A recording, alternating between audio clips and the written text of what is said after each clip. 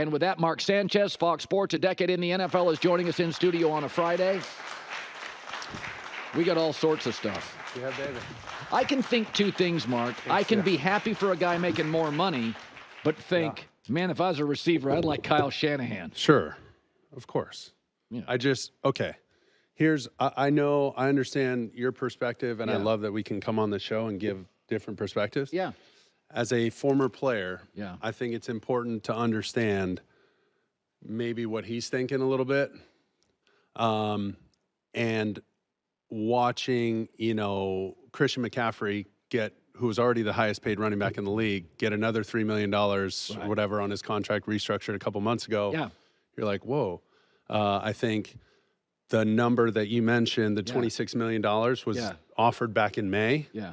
I'm not positive that offer is still on the table. So it's not like play for 26 like we potentially were going to agree upon back in May. I think right now it's play for your fifth-year option, which is 14.1. Right.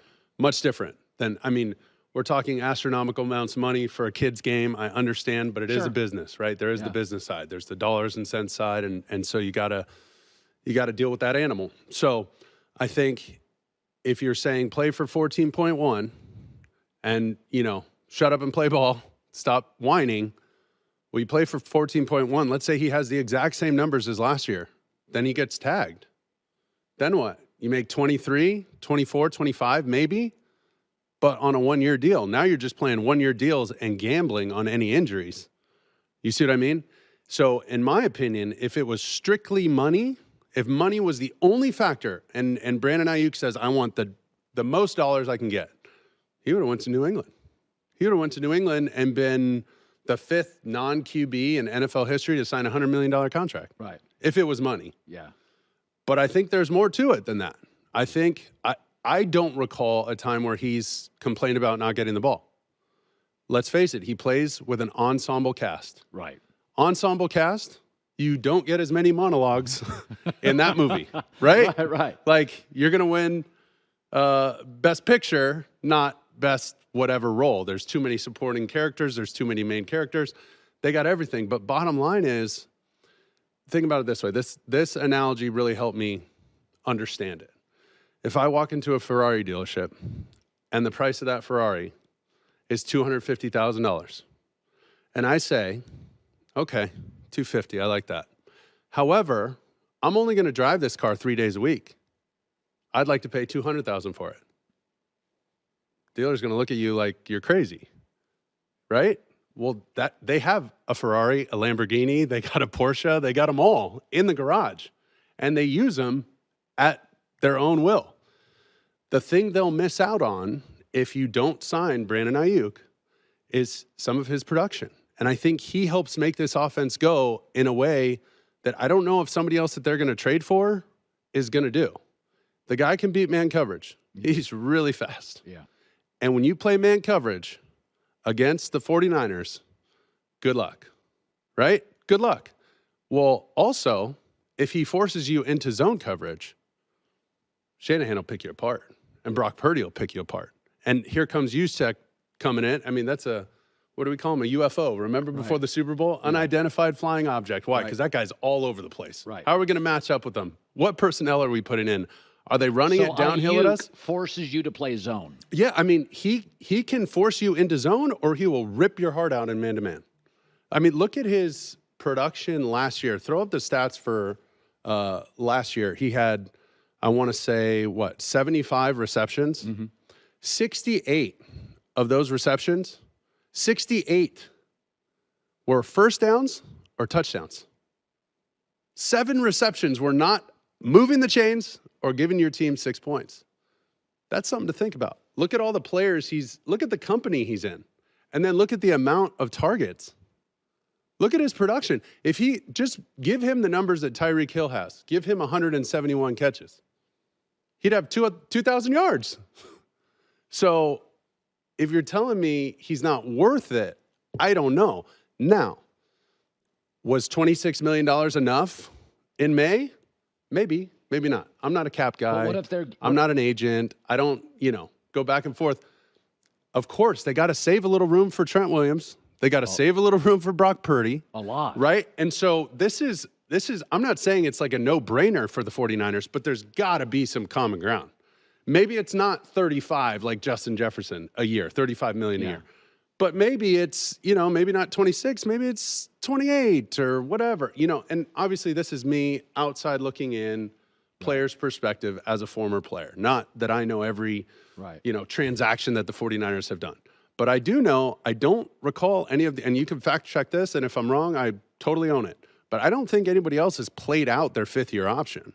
These guys got re-upped. Bosa, re-upped, right? Deebo Samuel, re-upped before the fifth year. They didn't play their fifth-year option and then just become an unrestricted free agent. So if that's been the MO of the organization, why wouldn't you try and get this deal done, which it sounds like they did, before camp? Let's avoid the nonsense and the noise that we're talking about right now. I mean, it's great for us. We have something to talk about, but you understand where I'm coming from. I think you're leaving a lot on the table, both sides. Well, if you don't get this thing done, I feel like repair the relationship, man, and figure out that common ground and move on, because I think this kid wants to win. I don't remember him complaining about not getting the ball. I think he helps this offense enough to warrant paying him enough. Now, is it going to be top in the league? Well, I don't think it's top in the league. If Trent Williams wasn't up or was 29, they'd probably get the deal done. I think probably, they're terrified. Well, I'm sure they're terrified of losing him. Okay, which one are we going to go with? Are we going to lose our left tackle or lose a receiver and try and plug and play somebody else? You got to go left tackle. I get that. I totally get that. That's what I think it is. As soon as something happens to Brock Purdy, come on, man. Now that's no disrespect to Dobbs and Allen, who are battling it out, right? I think it's Brandon Allen is one of their backups. But we have that Saints at 49ers game coming up here, and so I'm interesting times, and it's tough. When guys go through this stuff, your players understand, the coaches understand, the GM understands, agents understand. But you got to figure it out, and I hope they do, because he looks good in that 49er uniform, and so does that offense. So we've got you do the Bears game, the opener. We've got this weekend. There's everybody's playing this weekend. Yep. So there's a lot of games to look at. I was talking about this the other day, that the Raiders get Gardner Minshew, but they're not going to get the same one because you're not getting Shane Steichen. And a lot of times you think, we acquire a guy, but right. About 33% of free agents hit. It's just a different coach, culture, sensibility. Culture, the way they talk to you, the way the plays come in, the way the offense is structured around you or not. So it matters. One of the teams I've picked as a dark horse is Washington. And the reason I like it, they replaced everybody. So every single, there is no hey, this is my office. Well, this is my region. The whole, owner down, it's all new. They're the one team I look at and think, there's no tribal, It's not clicky. There's no clicks. Nobody knows where to sit at the lunch table. That's right. Everybody's new to they the just school. Stand up and eat their lunch. So that's my team that I'm and they got rid of people that were really struggling. They didn't replace legends. Sure. Is there a team to you when you look around this? His is Minnesota. Mine's Washington. Is there a team you look at and you're like, there's just a... last year, Houston shocked us. Yeah. Do you think, these rookie quarterbacks, is there just a team, Mark, that you look at and you think, God, they're getting disrespected. They get no love at all. I feel like Minnesota, I might agree with J-Mac a little bit. The big question mark is the quarterback. Is Sam Darnold going to be, you like him? I love Sam. Is he going to be enough for that team that's built to win right now is the big question. And if he's not, is J.J. McCarthy ready? Okay, well, that's a big, big if, especially in an offense like that runs through the quarterback. It does. Right? Oh, 100%. It's Kevin O'Connell. Everything is seen through the quarterback's lens. What do you mean when you say that? I think the entire building revolves around the quarterback. And I don't care if it's ticket sales, promotional stuff, offensive scheme, make sure we have a left tackle, make sure the quarterback's upright. Make sure we have a running game. Make sure we have a defense. That Brian Flores defense is legit, and they're built to win now. Yeah. That offense around whoever's playing quarterback is built to win now. Yes. They just re-upped their tackle, big money, maybe the most money in the franchise history. That tells me they're in it to win it right this second. That's what I feel like. So if the biggest question mark is the quarterback, that's a big one. And, hopefully Sam proves that he's – what if he comes in and he's like Rich Gannon? By the way, reemerges and second part of his career and just lights the world on fire. Baker and Geno, new career. 100%. New career. 100%. And it's a change in regime, a change in philosophy. And when you get in one of those systems, just for the audience's perspective, as a quarterback, okay, here we go. They get offense. This is nice. This is nice. Right. You know, and it's hard when it's more of a defensive regime. That's just the nature of the game. I'm sure the defensive guys love it, and that's great. But as a quarterback specifically, it's nice to have either a former quarterback or former offensive coordinator or something as your head coach running the show. So there's 2 or 3 games in week 1. That's no disrespect to Rex Ryan, by the way. Please, don't take it that way. Well, I loved Rex. Okay. I'm still loyal to Rex. All right. You get one of the fascinating games. This is one of the best 1:00 games ever. I know. Caleb and the Bears at home, 72 in Chicago. I know. The green grass, you can smell it. How much will you take? I mean, you'll watch every snap of the Bears.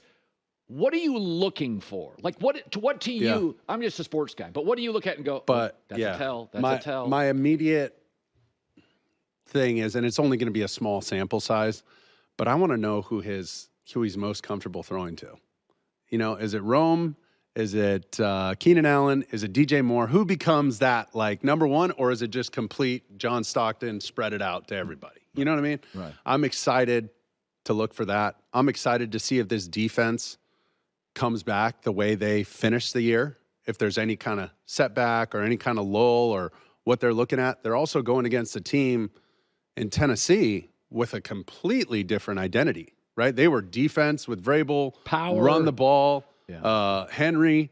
I mean, it was King Henry's getting the ball 50 times a game maybe. Right. So, you know, buckle up your chin strap, make sure you got 2 mouthpieces, and go try and knock this guy down, and good luck. Yeah. It's like tackling Brandon Jacobs back in the day with the Giants. Like, good luck, dude. Right. It's going to be a 12-round slugfest. So they're probably going to win that. Well, this is a totally different team. Who's Will Levis? I've seen him play out of his shoes, and I've seen him play pretty pedestrian. So what's that guy going to do? What are they doing at receiver? You know, they've been trying to replace A.J. Brown with Treylon Burks, and I don't know if that's quite worked out yet. So who's going to be the number one there? But a ton of stuff, a ton of storylines going into that game. I'm fired up about it. That's going to be fun. Does preseason, I know they always say it's vanilla schemes. Sure. Does it, but it snaps. Oh, it's real. It's real football. It gets turned up in the regular season, turned up again in the playoffs. Here's my thing on playing guys versus not playing guys. A guy like Andy Reid, that's an old school West Coast mentality where in the old 4-season preseason games, first game, you get a series. Second game, you get about a half, maybe.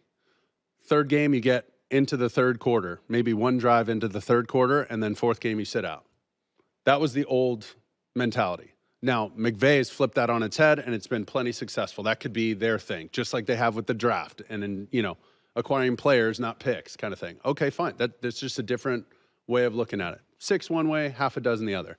My thing is, because of this evolution of not playing players in the preseason, right? Avoiding injury, because it is real football. And if they get hurt in the preseason, then you're really sunk. So if you're ultra conservative, you keep those guys out, which I understand.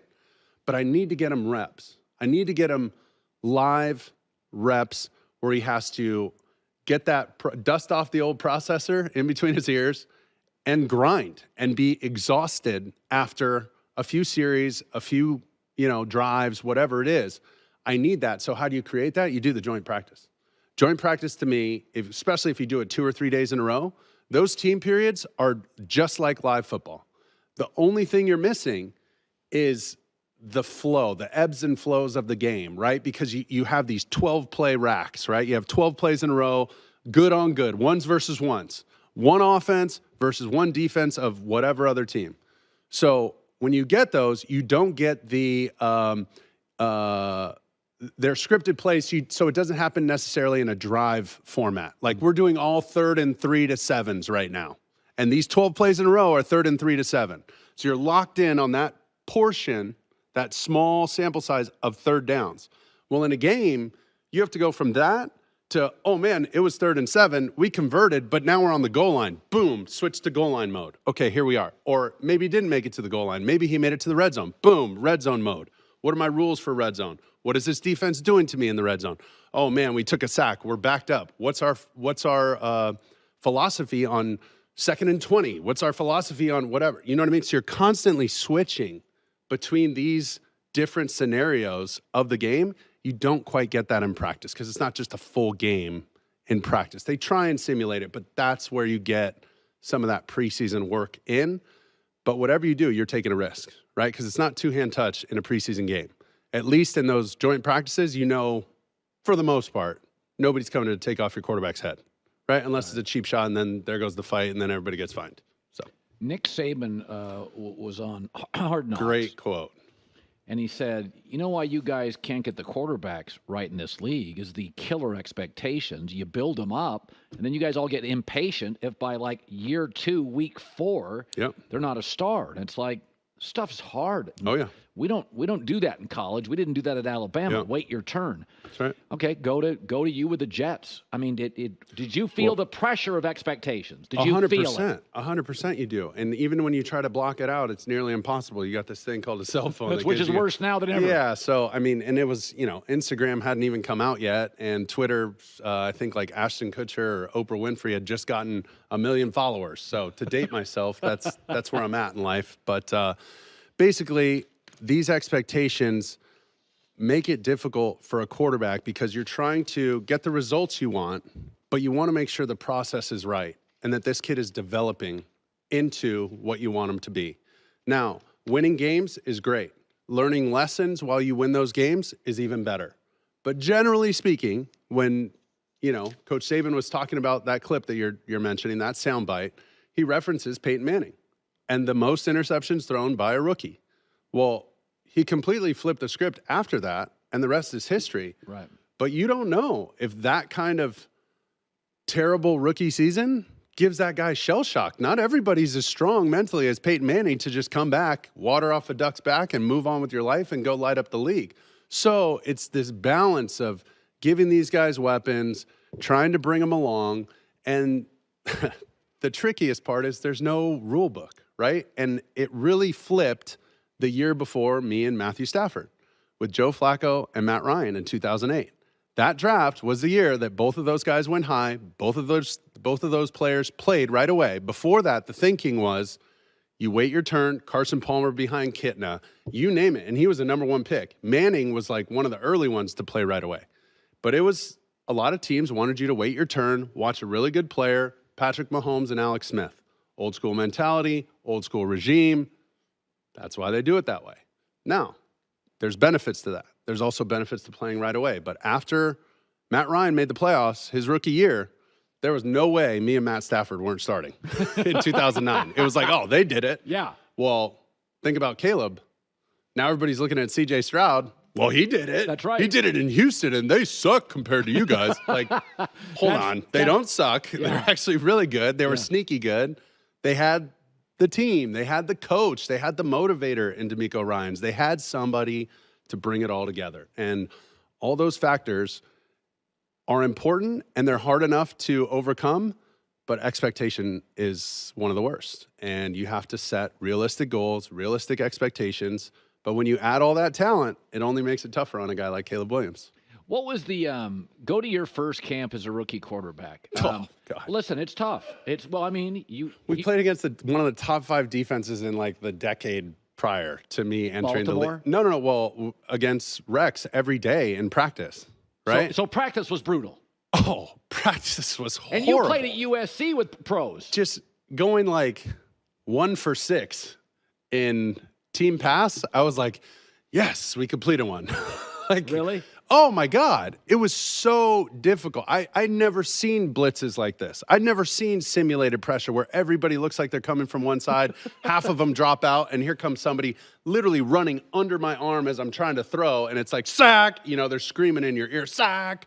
Bart Scott screaming in my face at the line of scrimmage. I mean, it was... Did you ever drive home?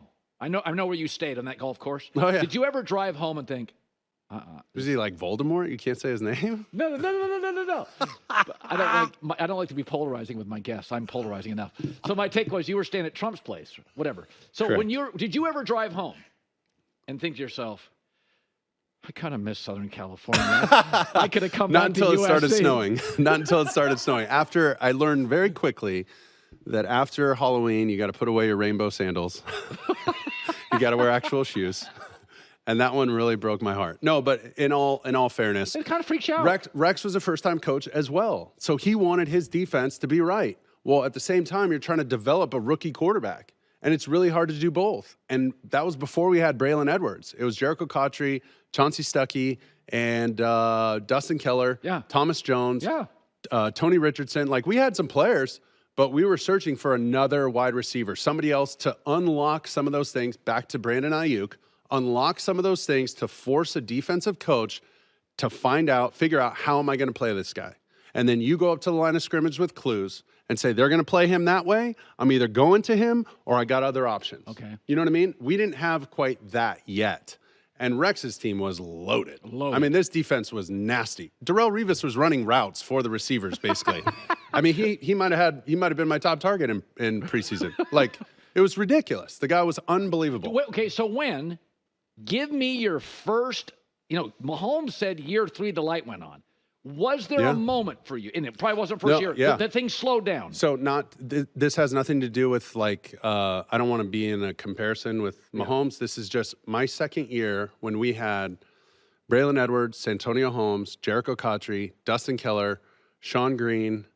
Did I say LaDainian Tomlinson yet? LaDainian Tomlinson. That's a legit group. Well, we didn't run a ton of empty my rookie year. We come out in training camp and start running empty against our defense.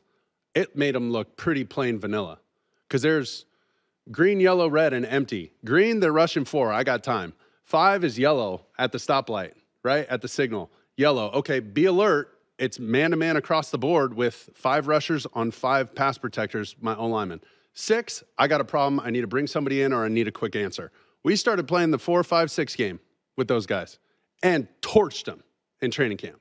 I mean, lit them up like a Christmas tree because we had players. We had players that they needed to respect. Who's going to run out with LaDainian Tomlinson when he runs out an empty and he's isolated on a linebacker? You're going to send Dave Harris. No offense to Dave Harris. I love you, Dave.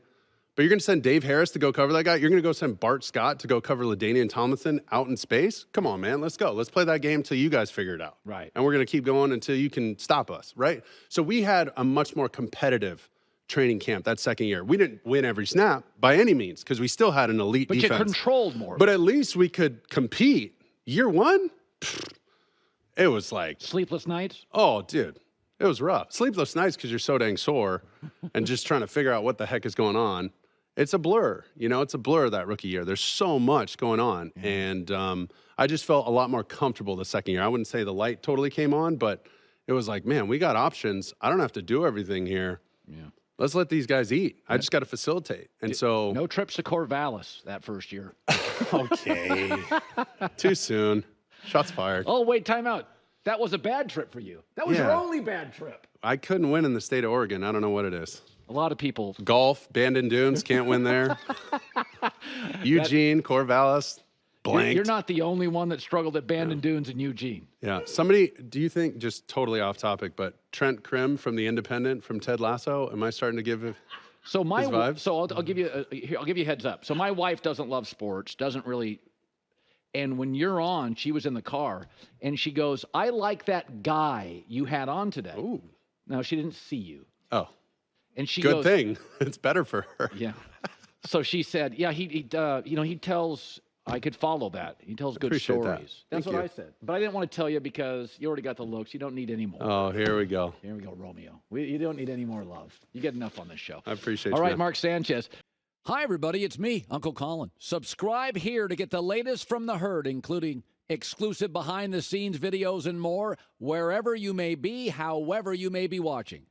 Thanks again for making us part of your day.